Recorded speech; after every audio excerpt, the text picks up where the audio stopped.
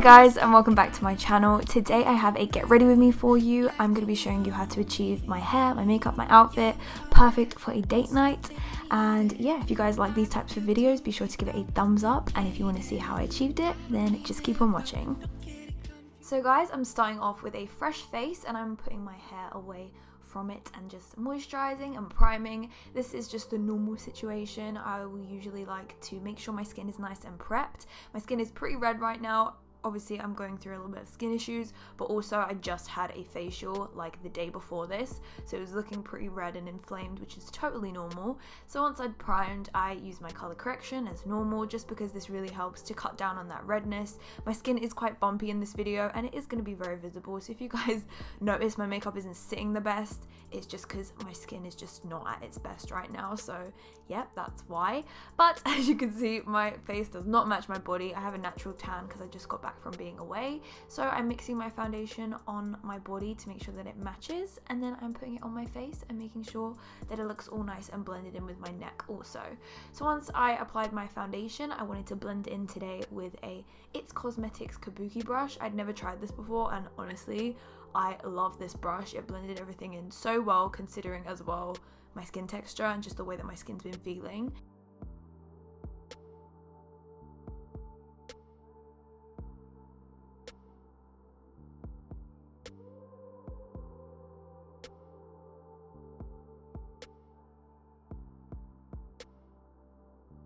Next, I'm going in with some concealer underneath my eyes, and I used the Urban Decay All Nighter Concealer.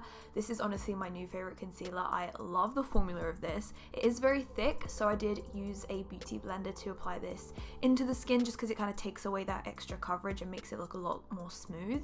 But I applied this under my eyes and on my eyelids just to brighten this area, and this also acted as my eye primer as well, so that when we apply our eyeshadow, it blends in perfectly. And I just applied a little bit of extra underneath the inner corners of my eyes, and this just created such a nice flawless effect. And then I did go in and set my skin with the Rimmel Insta Matte powder. I really love that powder. It's really nice and smooth. So once everything was all set in, I went in with some bronzer. And the thing is about my skin is that it's all very concentrated, like all of the acne around my cheek area, so it makes it really hard for me to bronze without it looking patchy.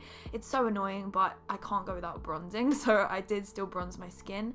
And then I took my Anastasia Beverly Hills Contour Kit and just used some highlight shades on the areas that I wanted to bring forward. For my eyebrows today, I'm going to be taking this brow primer from Benefit and just applying it through my brows and allowing it to dry before actually filling in the brows.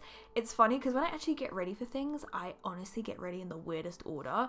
You guys are going to definitely notice that. I just get ready in the weirdest order. But yeah, then I went in with a brow pencil also from Benefit and just used this to fill in my eyebrows. And I went in for something that kind of just accentuated my natural brow shape, so it made it look more defined, but it doesn't look too unnatural at the same time. So moving on to eyeshadow, I am taking the coloured Raine. I can't remember the name of this palette, but I will definitely leave it written down below, as well as all the rest of the products.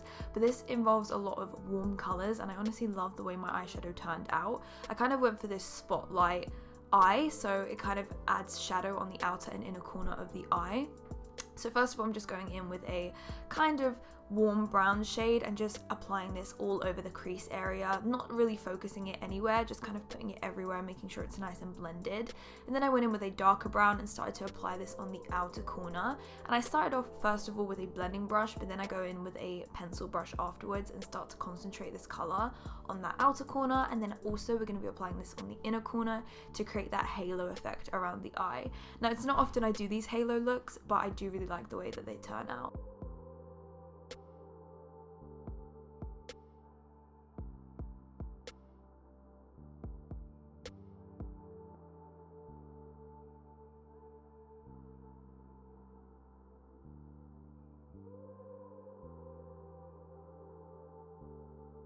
So once I have that darker shade on the inner and outer corner, I'm also just going to be using this shimmery gold shade from the palette and just using my finger to apply this to the center of my eye. I also went on top of this with this Bobbi brown shimmery eyeshadow, and this just created a little bit of sparkle on top of this, and this is what creates that halo effect and that really nice spotlight on the center of the eye. I also just went in and applied a clear brow gel through my eyebrows. This is also from Benefit as well, and I just totally forgot to do this beforehand. Next, I'm just applying some mascara to my top lashes before we apply our false lashes to our top lid. And I'm just applying that on the top lashes quite generously, a little bit too generously clearly, and then I'm just applying some highlight onto the tops of my cheekbones. I told you guys, I do things in the weirdest order when I'm actually getting ready, I don't know why. And then I'm applying my false lashes. These are the Lily lashes in Mykonos, definitely one of my favorites, and I just love the way the false lashes just transform this look into looking way more glam, just because the eyeshadow look is really pretty, but I do feel like it needs some kind of definition on the lash line, and I didn't want it to be eyeliner, so false lashes really gives that. And then I just took some of that brown eyeshadow and just applied it on the outer bottom lash line just to connect it to the rest of the eyeshadow, and then finish this eye look off with some mascara. Next, for my lips, I'm going to be lining them using this Suede lip pencil from NYX. I wanted to go for something that was a little bit more darker and pink toned, but not too dark. It's still on the nude scale, but it's not like a really light nude, if that makes sense. So once I had applied this to my lips, I went in with a little bit of a liquid lipstick and just kind of blended it in, and it's a really nice cool toned pink. I just really like the way that this turned out. So now moving on to my hair, I'm just sectioning my hair. It will probably be in about 3 sections, and I'm just going to be basically using a pretty small barrel just to curl my hair in different directions. There really is no method to this. I do like to apply some heat protectant to my hair beforehand because my hair obviously is lightened and it's definitely more prone to breakage. So I go in with this curling iron from Bellamy. It's their 6-in-1 curler, and I take a pretty small barrel. It's not one of the larger ones, and it's also not the tiny one, so it's kind of like a medium size.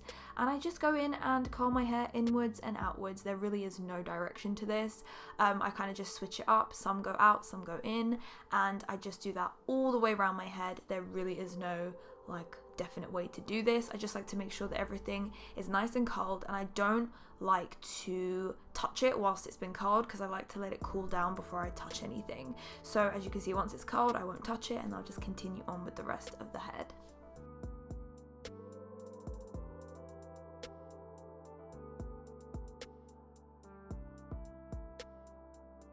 So once the whole head is done, don't worry, we're not going to stay like this. I am going to be brushing through my hair, and it should hold up really well. Because of the heat protectant I use, it actually holds it really well, and also because you've let it cool, brushing it through should be fine. And then I'm just taking some volumizing product from Bedhead and just putting this onto the roots of my head, just to give my hair a little bit more volume at the root, because I was working with freshly washed hair. I just feel like it can look a little bit flat sometimes at the roots, but my hair does pick up volume really easily.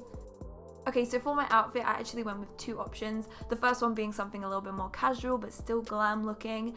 This is definitely up my street, wearing some trainers, wearing something sporty looking, but with the essence of red in it, just to make it that little bit more romantic. And then also the second option is something definitely more glam, with the boots, which are lace up, with the big coat. It just looks a little bit more glam, but I kept the same jeans on, just to let you know you don't have to wear a dress for it to be feminine looking. I'm not big on dresses, so this was definitely fine for me. So guys, that's the end of this video. I really hope you enjoyed it. If you did, then don't forget to give it a big thumbs up, subscribe to my channel if you haven't already, and I will see you all in the next one. Bye guys. Baby, I won't take